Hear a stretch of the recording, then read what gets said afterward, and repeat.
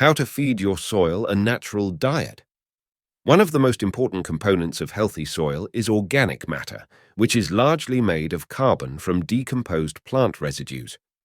Amending your soil with organic matter is easily done by top-dressing beds with it or mixing it into the top few inches of garden soil.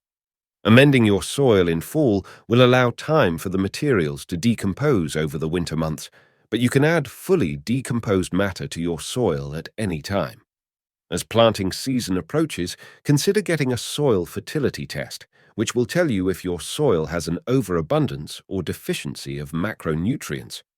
Use the test results to determine whether or not to apply fertilizer. If the test results indicate that the soil's pH should be adjusted, follow the guidelines provided to ensure that you apply the proper amount of lime or sulfur needed.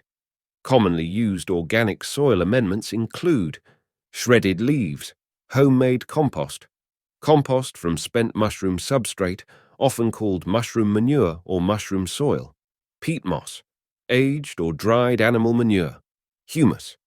Different types of organic matter have different characteristics. For example, aged compost or dried manure contains many more nutrients than peat moss. Peat moss has an acidic pH and holds more water than compost. I hope you like this information.